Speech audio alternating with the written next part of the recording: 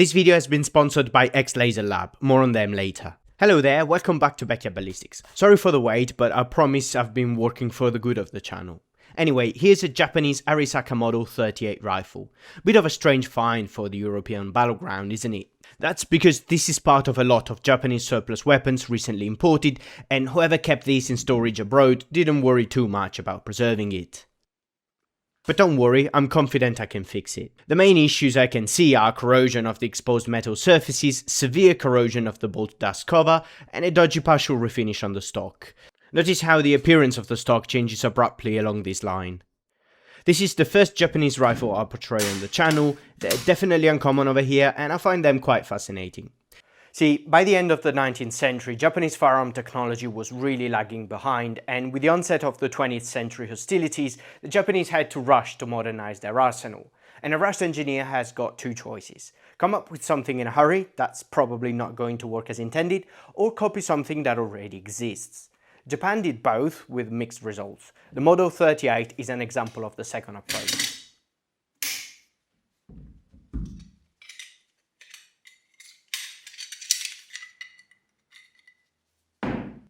Look at the bolt. Does it ring any bell? If I didn't tell you anything, I'm sure most of you would have guessed this was some sort of Model 98 Mauser rifle. And as you'll see, this is not the only detail that was inspired by the Mauser. The type of magazine, fed with stripper clips, is practically identical to that of the Model 98. They left out the base plate hinge though, so if you open the magazine to unload the rifle, the whole thing shoots out the bottom and the spring tension. Not the most practical thing to happen in the middle of a battlefield. Compared to a Mauser rifle, however, there are a few differences, both on small details, such as the front barrel band retaining system, and more importantly on the bolt cocking.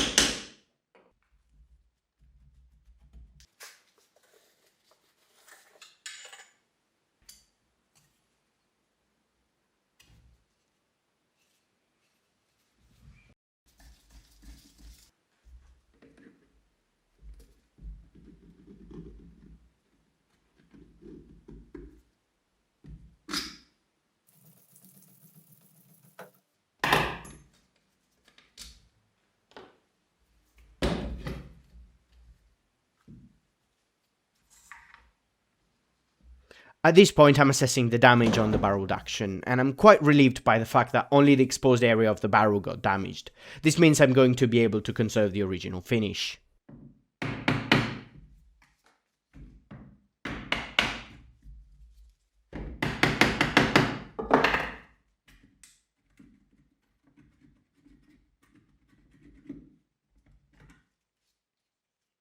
Let's see.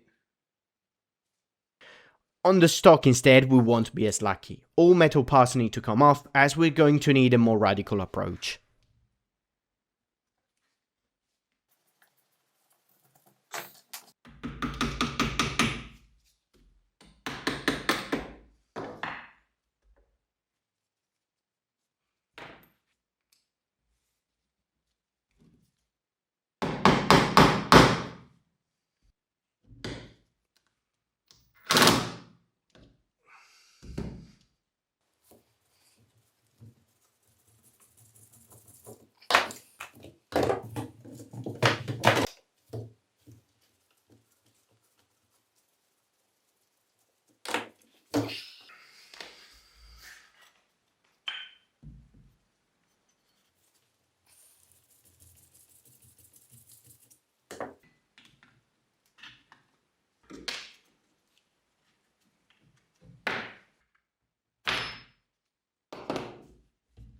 Looking at the bolt, notice again the resemblance to a Mauser bolt.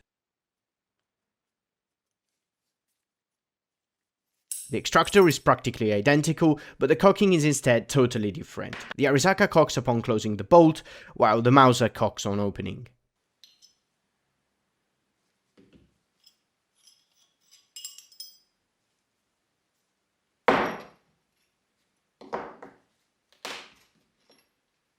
With whole gun completely apart, it is time to reverse a few decades of neglect. First, I'm degreasing all the parts, and I'm starting with the dust cover, which is the most damaged bit. There's an area with some very large rust pits, and I'll have to fill them in. On all the other parts, a preliminary boil and scratch should be enough.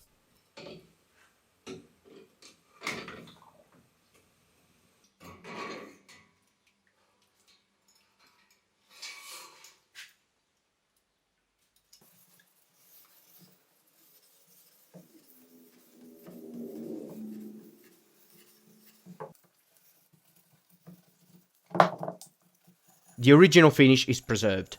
Only in the areas that show discoloration, my rust bluing solution, now commercially produced by Duracoat, is applied to grow some more bluing in the areas that lack it. This will provide a seamless integration of the original finish with the new one.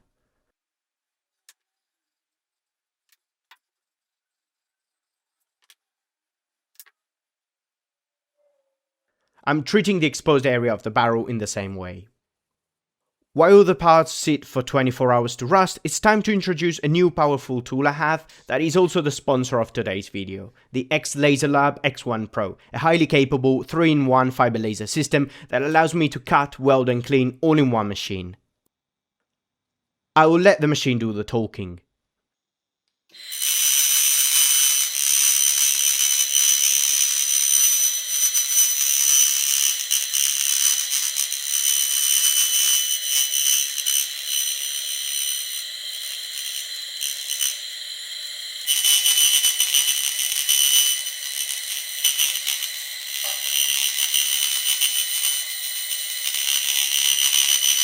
Laser cleaning is extremely effective against rust, as it also works inside deep pits. The sudden and very intense heat absorbed by the rust causes it to decompose, melt or vaporize, effectively removing it from the surface.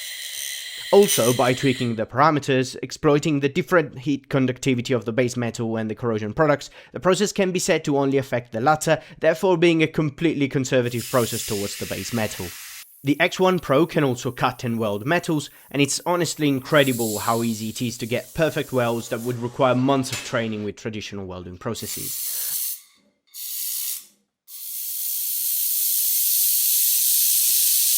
I'm about to publish a dedicated video to show its full potential. In the meanwhile, check out the X1 Pro at the link in the description, you won't regret it. Anyway, let's get this Arisaka done. I'm using millisecond pulse micro TIG to fill in the rust pits without producing any appreciable heat affected zone, while the deep cleaning produced by the laser allows for a trouble-free welding experience. This takes a lot of patience, but guarantees no distortion or heat degradation happens near or beneath the welds.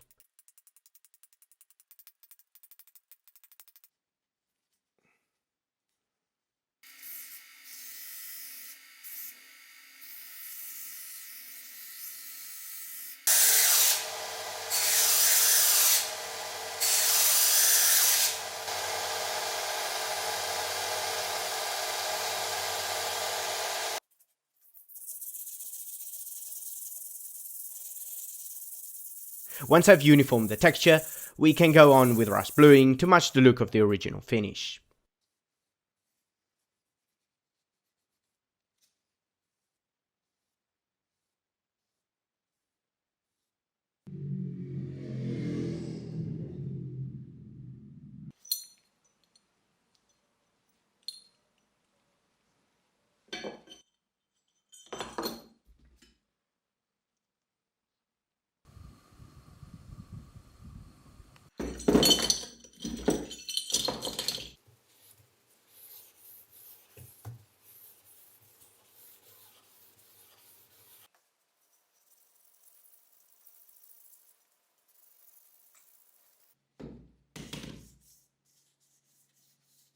After 3 rust bluing passes, this is the result, as if nothing ever happened to it.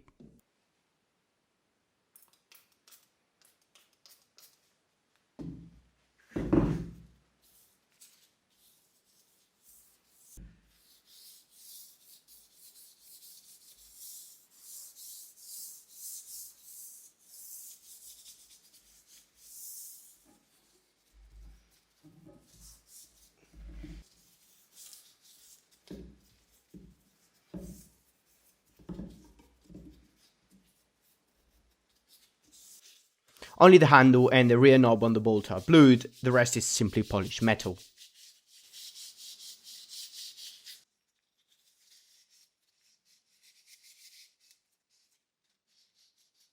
The cartridge follower instead was originally heat blued, so that's what I'm going to do. I'm first repolishing it, as heat bluing requires a smooth surface to work, then I'm melting some lead and letting the part float on it. The liquid lead will make sure the part is heated uniformly, so to get a uniform colour. I'm keeping the lead just above its melting point, taking me to a nice blue colour.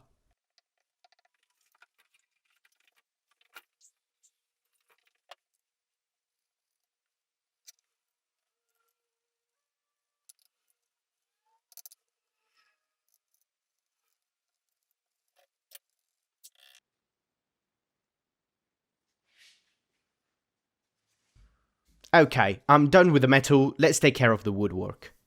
These rifle stocks use a finish that is absolutely exclusive to Japanese weapons. The finish is called urushi and is a traditional process based on the sap of a tree native to China and nearby countries called Toxicodendron vernicifluum, or more simply the Chinese lacquer tree. It is a pain to do, and I would have much rather avoided putting my hands on such a complex and uncommon finish, but somebody already messed the stock up, so I have no other option than redoing the whole thing. And even though I could probably manage to get a similar look with some kind of modern wood finish, I want to keep things as genuine as possible, so we're going for a traditional urushi finish, just like when the rifle was made. I'm giving the stock a light sand to get rid of the outermost layer of wood, including any old finish still present. Then I needed to find the highly allergenic sap of a tree that only grows in the Far East and that is only used in traditional Chinese and Japanese lacquerware. I searched far and wide for a way of getting some sent over, and thanks to the instructions found on this YouTube channel owned by an urushi enthusiast, I was finally able to put my hands on some genuine urushi lacquer. Mind you, it is traditionally called lacquer, but it doesn't harden through solvent evaporation. Instead, it cures by chemically reacting with the air, more similarly to how a varnish hardens.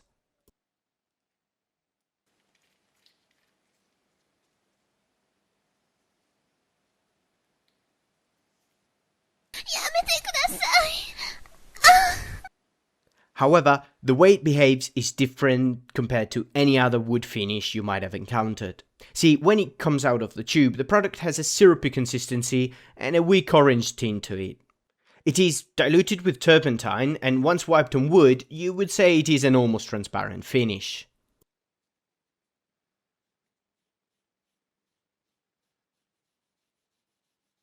But we know Arisaka stocks have a much darker reddish tinge to them. You can even see the original finish on the inside of the stock where it was preserved. However, if we look at the bare wood, we find it much lighter in colour and completely lacking the reddish tone, so how are we expecting to obtain such a different result while only applying a clear coat? That's the secret of urushi. As it cures, the finish darkens, developing the final colour. Not only that, but the conditions it cures in determine the final colour, especially relative humidity. Getting the proper cure is the main reason this finish is considered particularly hard to do. If relative humidity is lower than 60%, it won't cure at all, not even after a month. As humidity rises, curing time lowers and the colour darkens. But if you go above 80%, the finish will darken too much, turning almost black. So I had to keep the treated stock in the sweet 60 to 80% range, and that proved to be very challenging. I repurposed an old cabinet I had as a sweatbox, hanging 2 water-soaked rags to the side panels.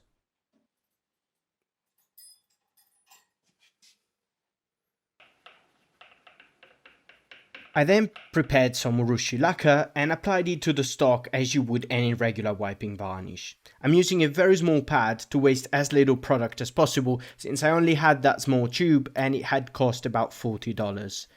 Once I'd obtained a uniform coat, I went and placed it in my homemade sweatbox, leaving it overnight to cure. When I came back the next morning though, humidity had risen to 86% and the stock had turned dark brown instead of reddish. There's no way of reversing the color change, which means strip the finish and start over again.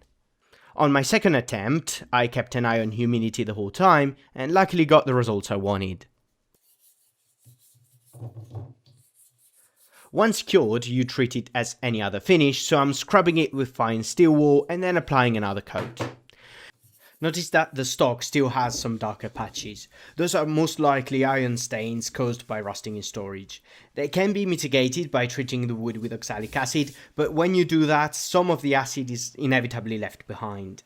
That's not normally an issue, but I don't know if it could have interfered with the urushi, so I just decided to avoid it. Now I need to be extra careful, because if I screw the second coat, I'll have to start from scratch, losing the first one as well. However, I figured out color is only influenced during the early stages of the curing process, so if you manage to keep humidity right for the first 6 hours or so, until the urushi becomes tacky, you can then bump humidity right up, driving curing to completion faster without affecting color. In the end, I was quite happy with how it turned out. I was also relieved to see I had managed to match the color of the inside of the stock, which is what the rifle was supposed to look like. Now it should only be a matter of putting everything back together.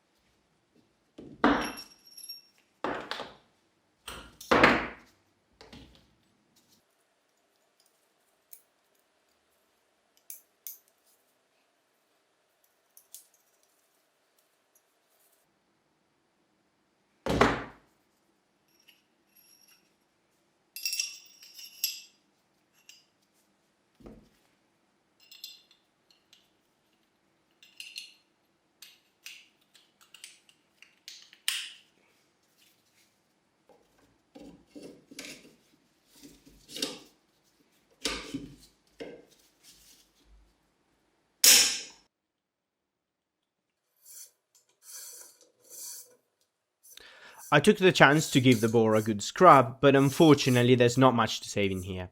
Here I'm moving the scope from the breech towards the muzzle. The first thing we meet is the chamber, that appears to be in good shape, but once we transition to the bore, heavy wear appears. This barrel is shot out to the point you can barely recognize rifling anymore. There's also some corrosion, but I would say this barrel's more worn than corroded. Now, this is pure speculation on my side, but this might be the reason why the rifle was decommissioned by the Japanese Imperial Army. I know that from the obliterated chrysanthemum, the seal of the Japanese Emperor, that according to Japanese doctrine had to be obliterated once a rifle left the Imperial Army. If on the other hand the rifle was surrendered after the end of World War II, the chrysanthemum would instead be fully ground out. You can find a lot more interesting stories about Japanese rifles in this great book that was gifted to me by a longtime fan of the channel. Right, let's put this thing back together.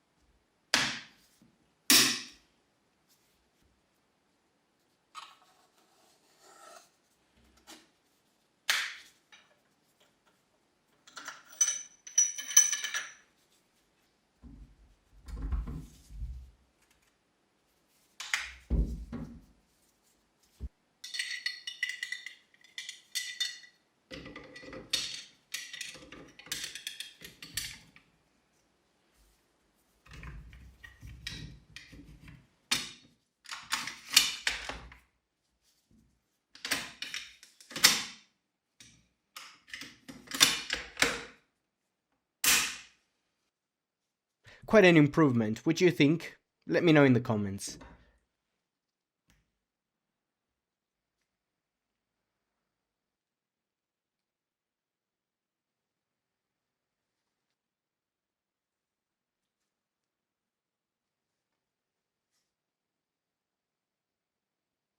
Now, I wanted to fire this thing, but there are a couple of issues. The main one being it is chambered for one of the most obsolete and hard to reload caliber in existence, the 6.5mm Japanese.